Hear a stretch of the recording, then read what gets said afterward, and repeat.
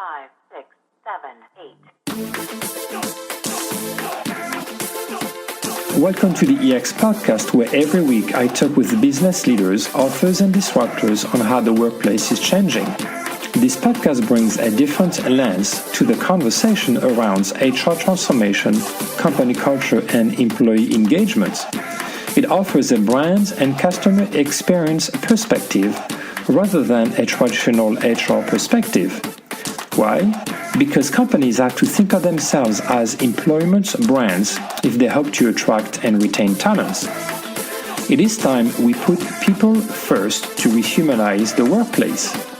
Simply because leaders who don't care about the employees will eventually be surrounded by people who don't care about their business.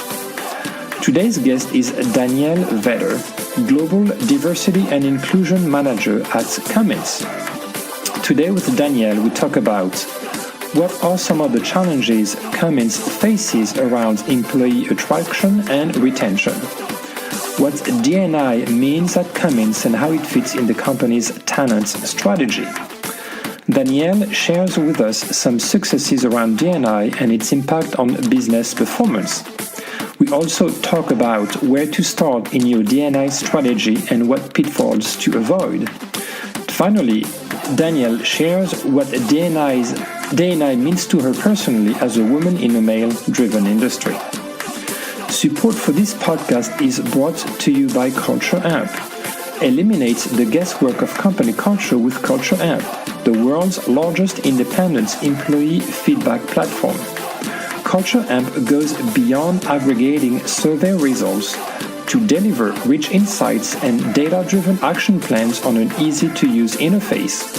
With a powerful platform, science-backed surveys, and a focus on its customer success, Culture Amp helps you increase employee engagement and build a positive company culture. Start developing a deep understanding of your employees' experience today by visiting cultureamp.com/ex. I hope you enjoy this conversation with Danielle, and because it takes a good amount of time to produce this podcast, please make sure to review the podcast on iTunes, Google Play, Stitcher, TuneIn, or YouTube, as it will help promote the content. If you want me to speak at your next event, get some advice on your EX initiatives, or send me feedback or suggestions for future topics and guests, you can reach me at svincent@exsummits.com or on Twitter at @EX_summit. All right, let's get to it.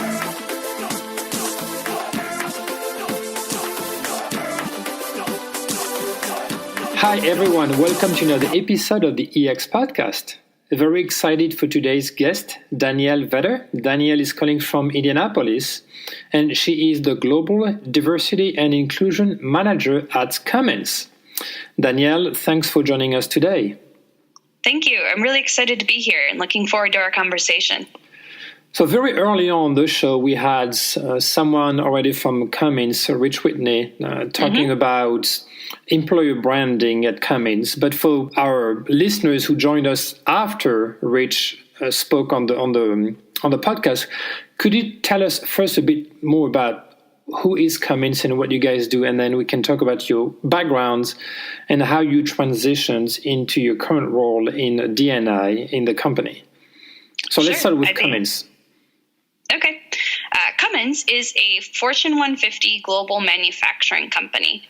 We create products that power various pieces of technology all around the world.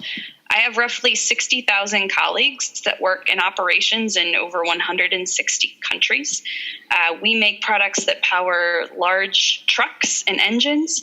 We make generators that provide electricity to hospitals and or large ships, boats, yachts. We also create technology that helps make our products more environmentally friendly and also efficient.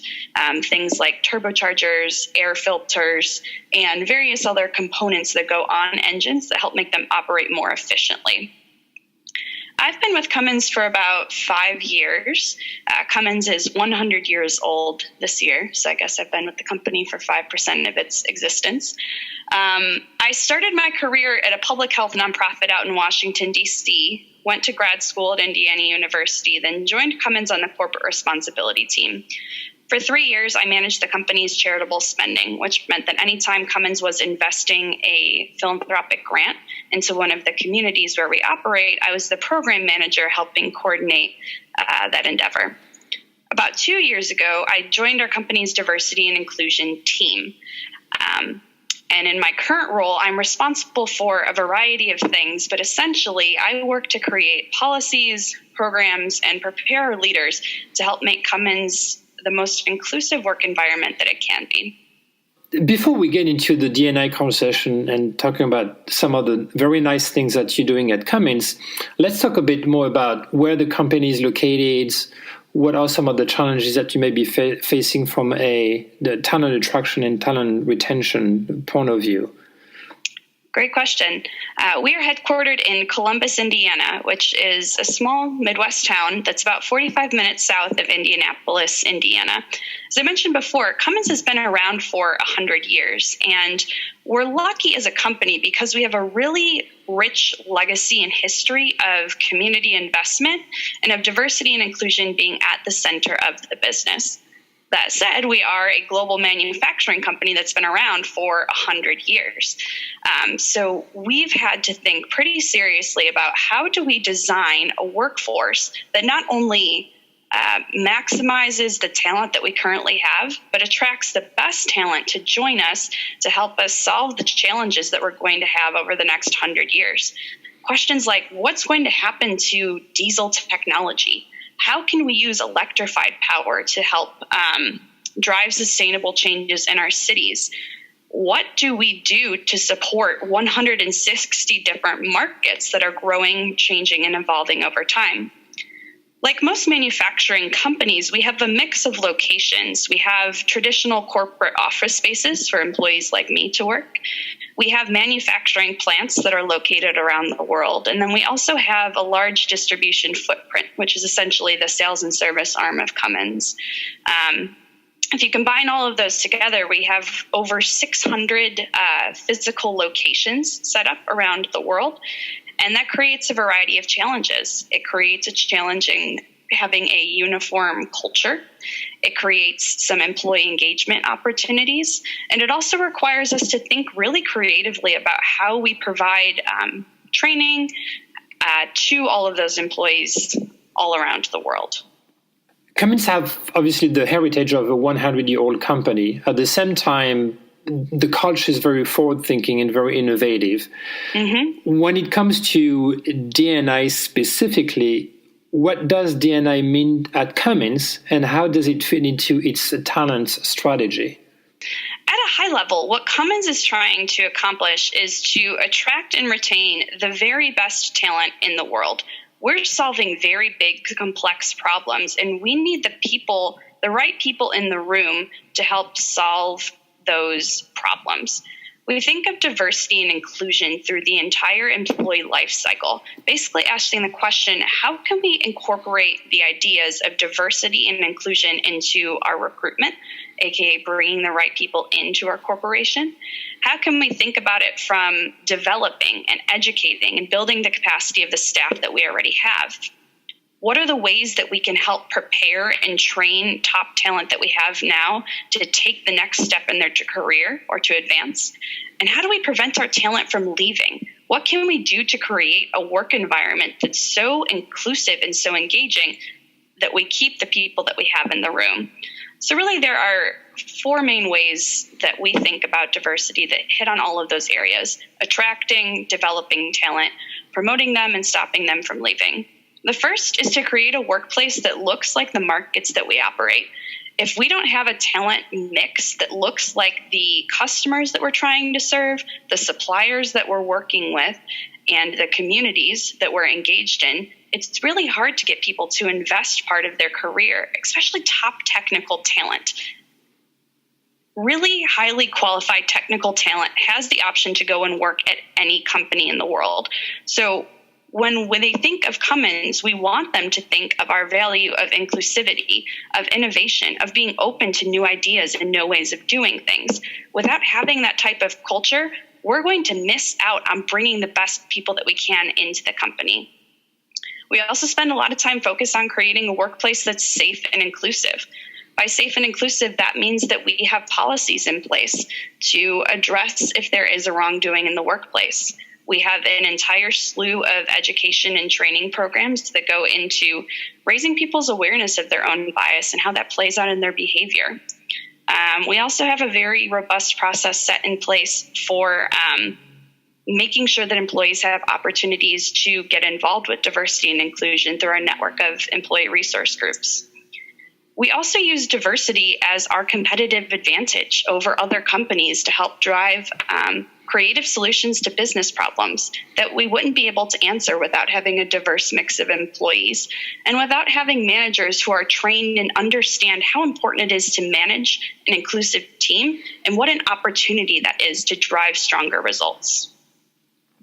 Can you share with us some successes around D&I that you guys have had at Cummins and how maybe it has impacted business performance?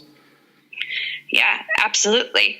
At a high level, we've set some pretty aggressive goals for what we would like our workforce to look like, both from an overall representation level, but specifically from a leadership representation level. What that means for those goals is that our workforce is constantly changing to look more like the markets that we're working and investing in. As an example, now at the officer level of our company, 31% of our leaders are women.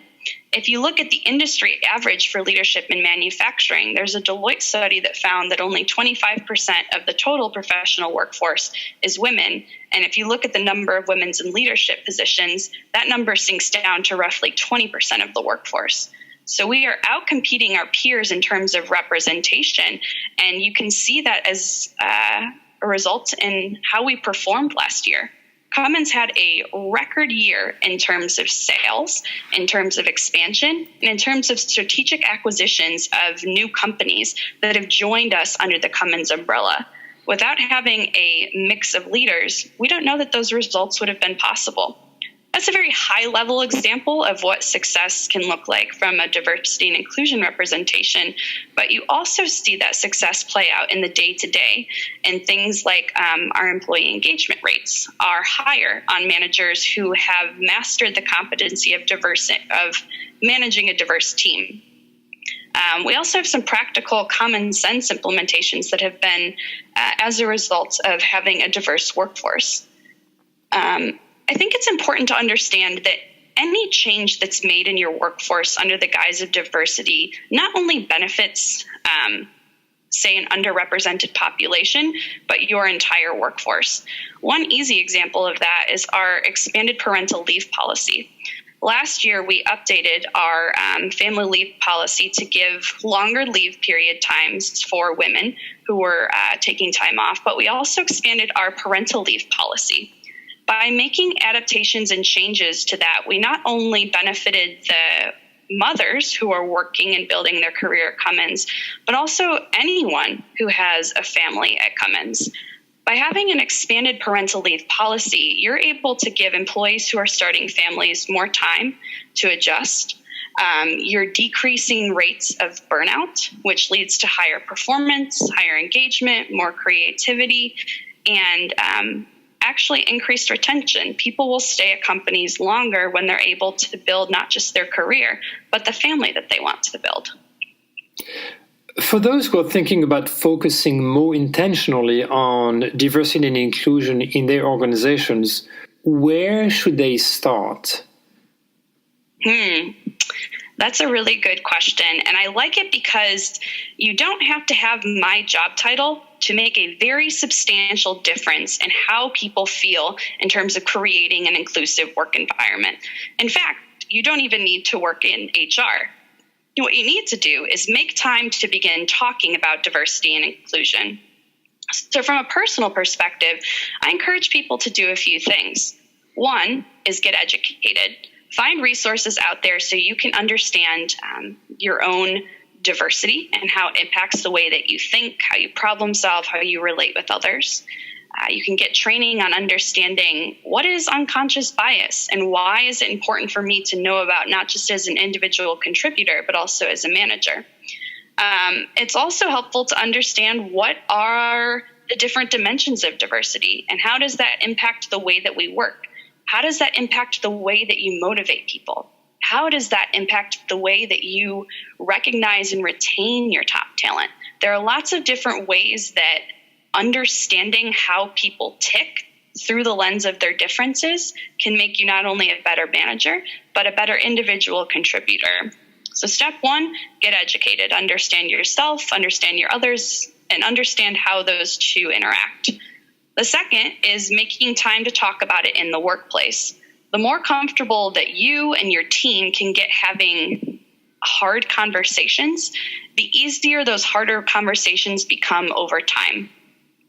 Diversity is an inherently hard topic to talk about because it's very personal. You're talking about the elements that make you who you are, and these elements are things that you don't have control over. We can't impact our age. We can't impact our gender. We can't impact our sexual orientation or our physical or mental abilities. We can't impact our race and ethnicity, but all of those are elements that construct the whole person, everything that makes us who we are. And so if you can make time to talk about those, it's basically like making an investment. By talking about our differences up front, conflict mitigation becomes easier later on as you work together. Problem solving becomes easier as you work together, and having set expectations of how you work together becomes easier by having conversations about who we are up front. The final way I would recommend for individuals to get started after education, making time to talk about diversity and inclusion, is getting help. There are lots of organizations that are focused on creating an inclusive work environment, and a lot of them are already probably active in communities where you live and work. These could be organizations like your local vocational rehabilitation centers that can give you insights on what does it mean to work with people with disabilities and how can your company best accommodate them once they're in the workforce. This could be accessing any online videos or trainings. There's a whole host of organizations that are working in this space, TED Talks, books. There's lots of information out there, and it's okay to say, I don't have the answers to everything, because it's impossible to have all of the answers for all of the differences that you're going to confront in the workspace. But by relying on external partners and on external resources to help answer those tough questions, you can get about 80% of the way there to answering what you want to. Some of the challenges for organizations when they think of D&I is they look at D&I as a number game, right? We need, we just happen to have this ratio of different ethnicities because we just happen to recruit people from different backgrounds, or whether it's gender, ethnicities, or whatever it is. But there's no really intention on how to frame the D&I in terms of, again, talent acquisition and talent retention. How does it work, and how can you tie it to business performance or business strategy from an organizational perspective? That's a really common pitfall or diversity and inclusion trap that I hear from leaders all across the world, especially for analytically minded folks like the engineers that I work with, or even myself with a background in stats and data. We tend as humans to want to start with that numbers game because it's easier to understand. But there are lots of examples of companies going out and recruiting a ton of different talent from different backgrounds, ages, ethnicities, bringing them in. And then what happens 12 months later, 18 months later, 24 months later? Those employees leave without having a very laser focus on creating an inclusive work environment. All you're doing is counting heads rather than working on making those heads that you have count. No one wants to receive a job because of their dimension of diversity or what makes them different. They want to receive a job because they've worked hard for it, they're qualified, and they have the internal support systems needed to be successful in their role. So I guess at its core, to mitigate that trap, you need to spend your time and energy focusing not just on counting heads, but making heads count. Yeah. Maximizing the talent that you have in your organization. Because that's really where this idea of inclusion comes in. Diversity is a mix. Diversity is bringing together people from different ethnicities, races, genders, and putting them together. But without coaching, without understanding differences, without intentional effort put into making those differences work, all you have is a group of people that are just different, not a workforce that's designed for success. For companies who are looking at implementing diversity and inclusion, you have the two components and the two dimensions, diversity and inclusion. Now, I would argue that it's probably easier to start on the diversity side because it's easy to attract people from different backgrounds. But how do you make the culture inclusive, and how do you build cross-functional teams with all those people from different backgrounds and different mindsets, and make that culture and that collaboration truly inclusive? That's another great question, and one that's a little bit harder to answer because we have everything that I do is designed to help make Cummins more inclusive. So from the baseline manager training that we do all the way up to executive level coaching in support of those very senior diversity and inclusion plans, all of our conversations start and end with inclusion. And this means sometimes having to make hard choices or to take stances that might be tough for a company to do. I'll give you an example here in Southern Indiana.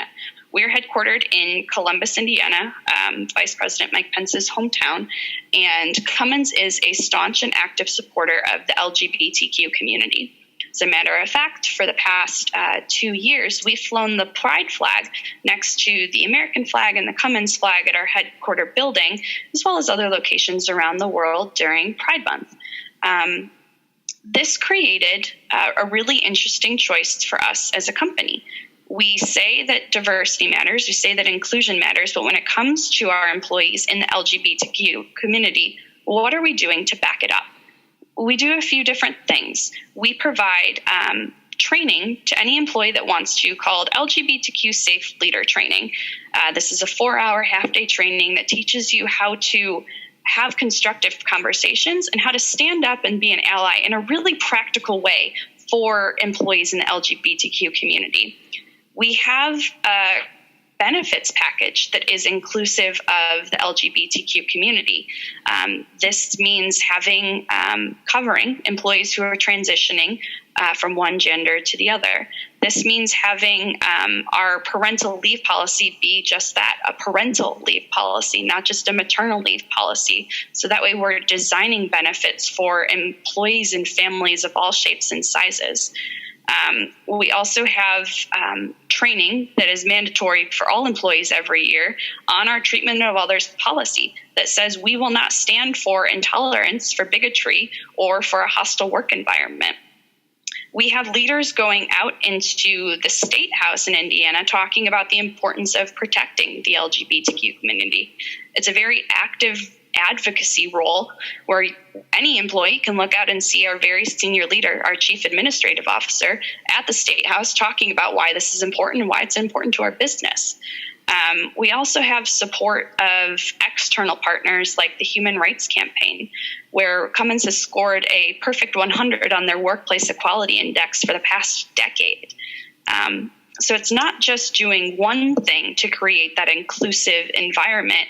It's looking at your entire talent process and saying, how can I integrate inclusion into this element of the employee experience?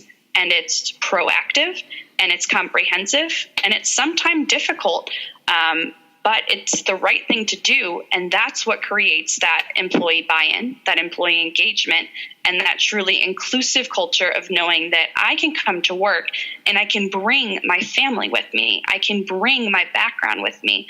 I can bring what makes me tick with me and not be afraid of repercussions just for sharing who I am. I assume it's a combination of a lot of training and mentoring and coaching for anyone in the organization, not just managers, but any employee in the organization, about how to accept differences and how to even just understand that not everybody is going to have the same way of thinking or the same background, and what you may say or how you behave may upset or bother or disturb some of the people working with you. Mm-hmm. So what are some of the things that you do at Cummins in terms of educating and mentoring employees around D&I? We have a variety of both programs. So if you think of education, we have broad diversity and inclusion education training programs. For example, all employees that onboard with Cummins go through Spectrum Diversity. Spectrum Diversity is a half-day training that happens on the last day of your onboarding session that talks about the basics of diversity, the basics of inclusion, and then what does that actually mean in the Cummins workforce. We also have a variety of other trainings once you're in the company, like the one I mentioned, our Safe Leader training. We have training on unconscious bias. And we also have training on the different leadership behaviors that are expected to lead in Cummins, and diversity and inclusion is incorporated into all of those. When it comes to mentoring is important for creating an inclusive work environment for a few reasons. One, broadening your network. In companies that are relationship-based or contingent upon who you know, being able to expand your own internal network and being able to expand people who are aware of who you are and what skills you have is important. It's also really, really hard. So that means that mentoring is critical to Cummins if we want to accelerate the career, because with 60,000 people, it's impossible to know who's going to be on your next project team, your next boss, or where your next opportunity will come from. So mentoring is important for expanding networks. Mentoring is important for making sure that when talent is promoted, is put into leadership positions, you have a support system, especially if you're taking on expanded leadership responsibilities or working in an area where you haven't before. Without mentoring or without someone to help provide coaching on your performance that's not directly your boss, it's really, really hard to find the internal professional development that you need to be successful.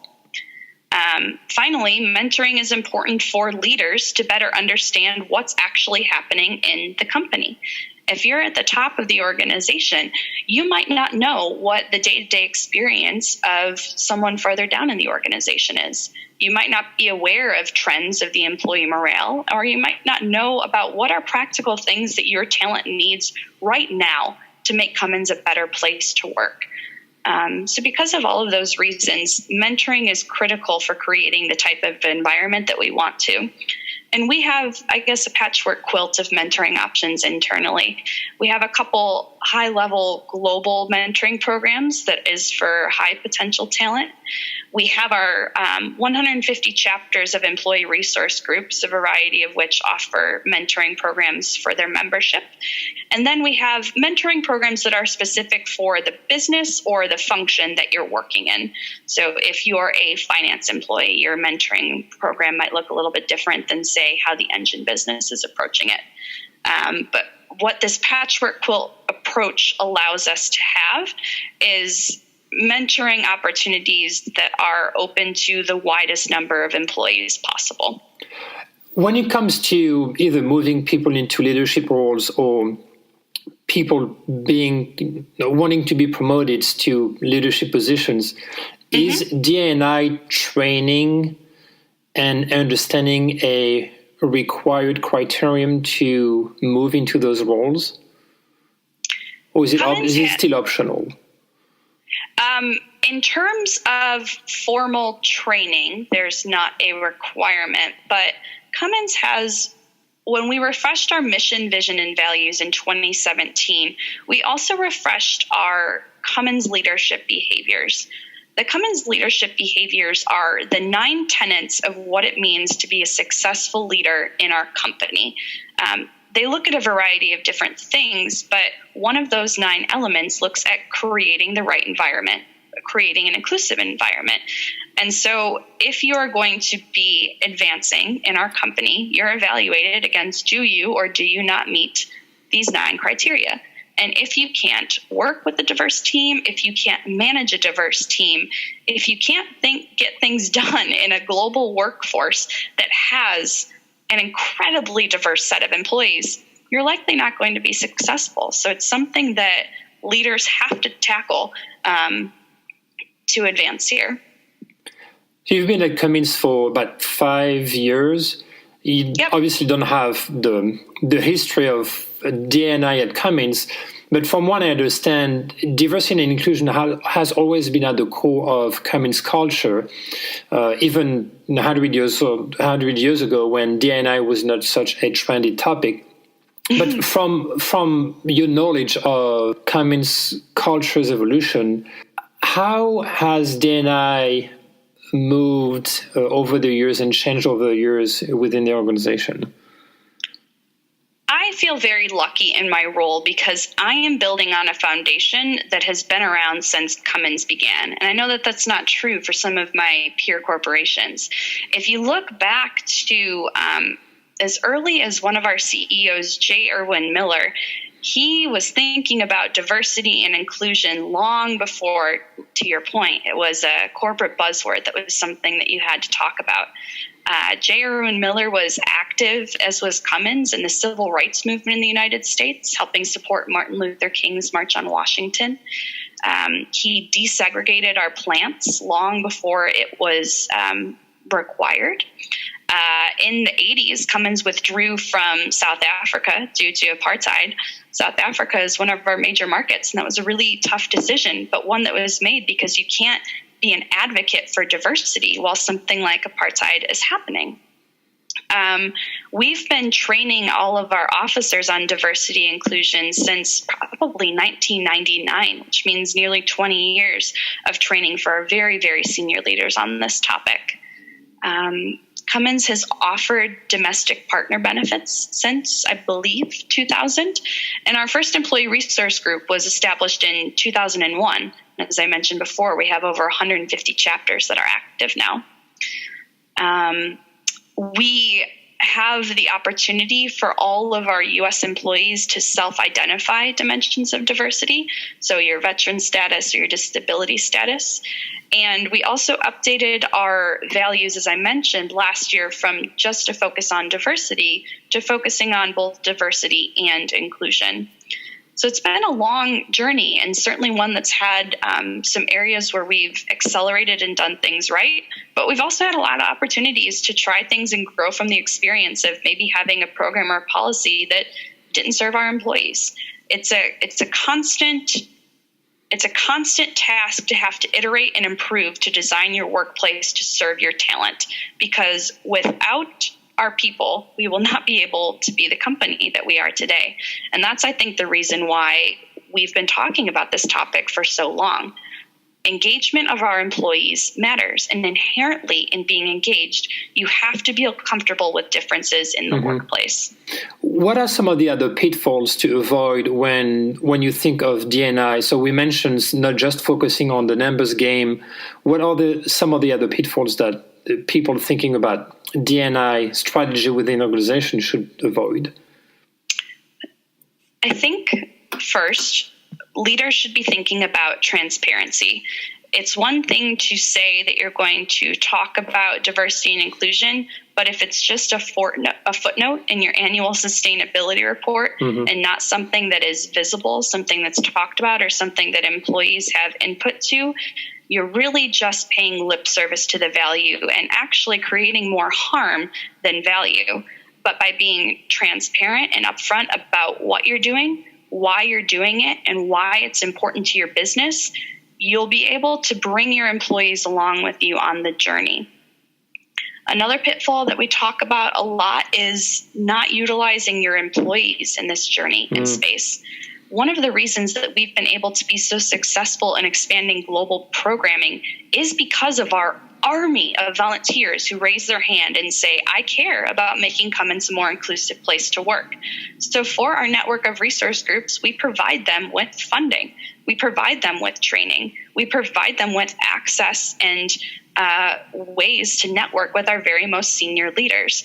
Because while it matters to have leaders that talk about diversity and think about diversity and make time for it, our day-to-day is impacted by the people on our floor, people on our project teams, and our managers.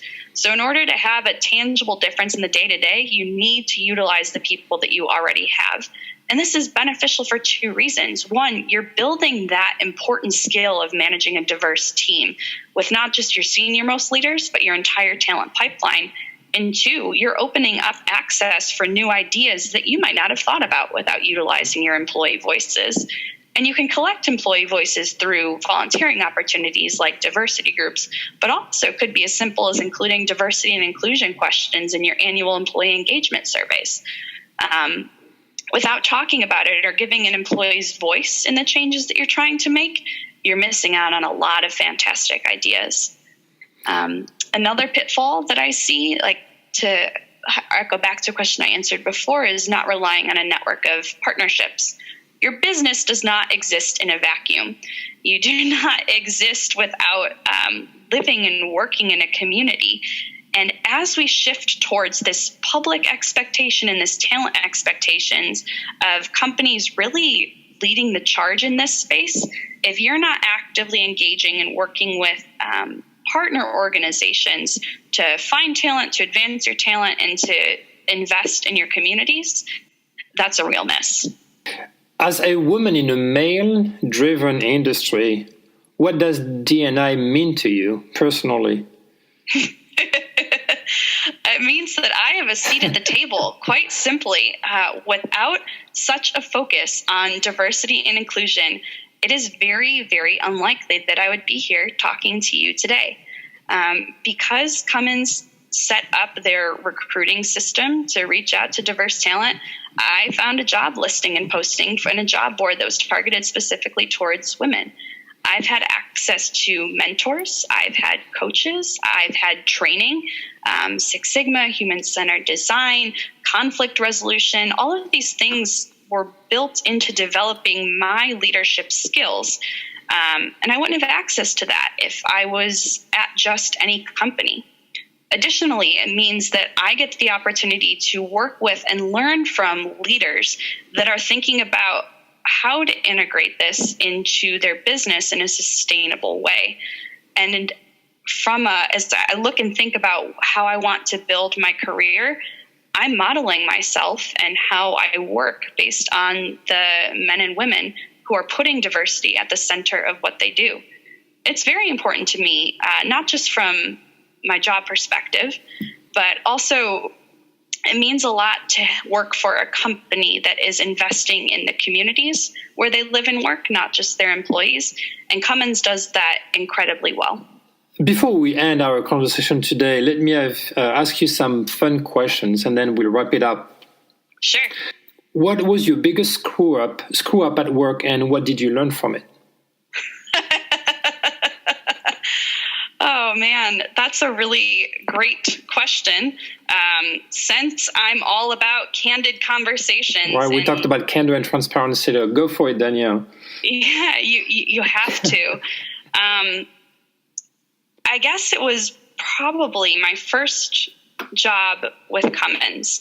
I was going through this training program and got assigned to complete a Six Sigma project. And the goal was to design a program to engage Cummins retirees in our corporate responsibility initiatives, which actually makes a lot of sense because we're in more rural areas. A lot of people that work at Cummins live in the community and are still active. And Cummins was investing quite heavily in nonprofit organizations where both active and past Cummins employees volunteer.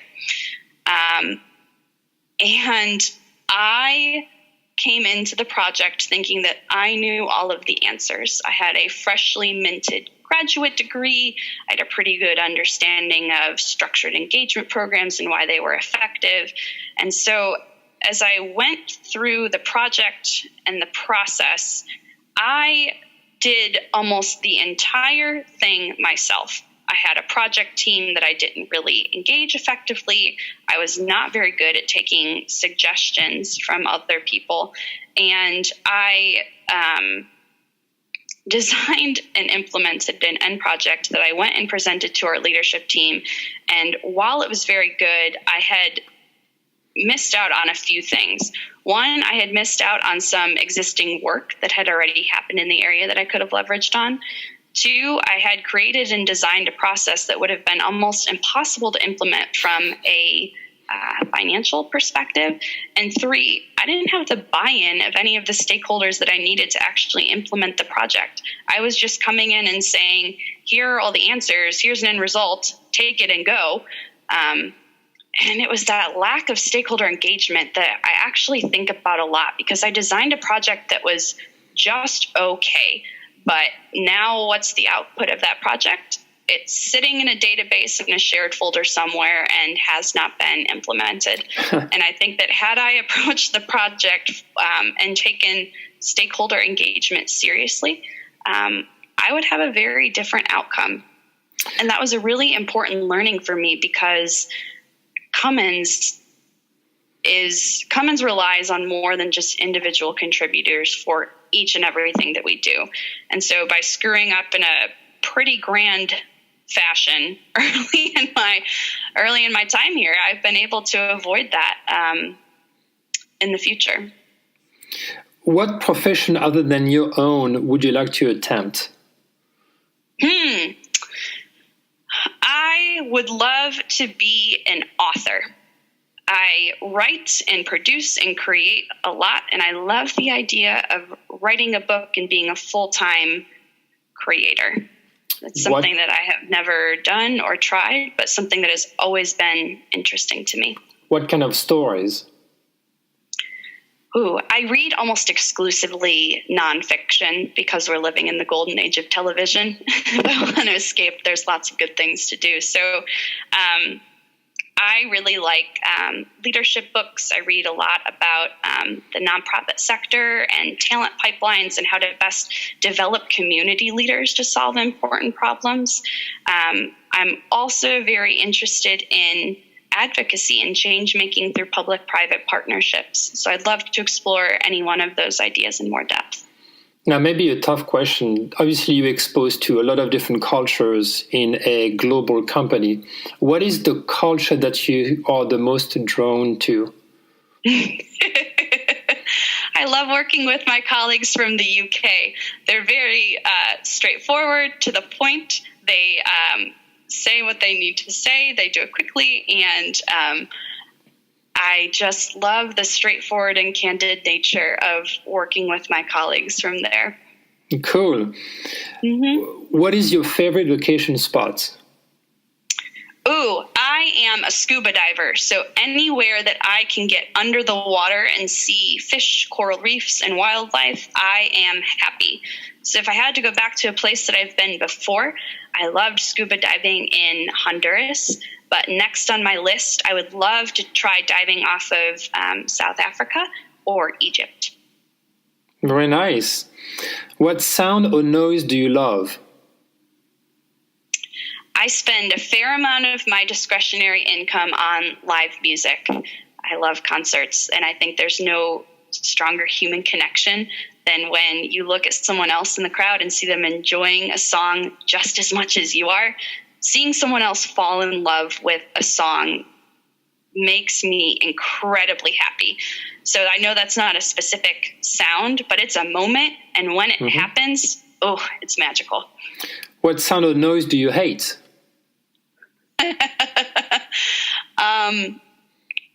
I am bothered by construction noises.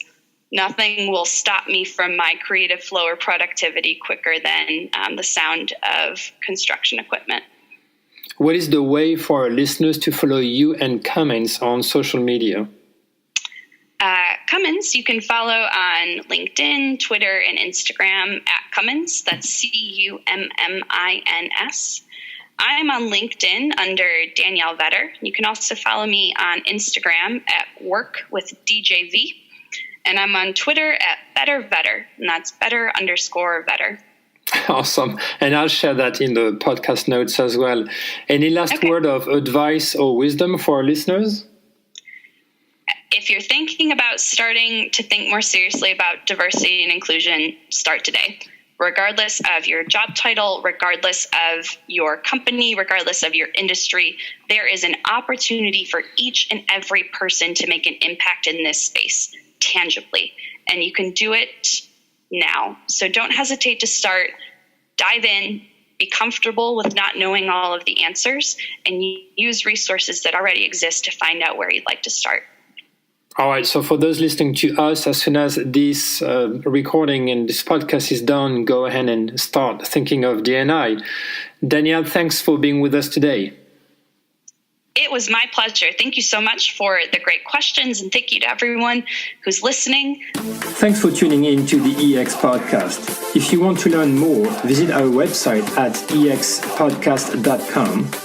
If you want to find out more about our next conferences, go to exsummit.com. Finally, you can also find my manifesto on business to employee or B2E branding at b2ebranding.co.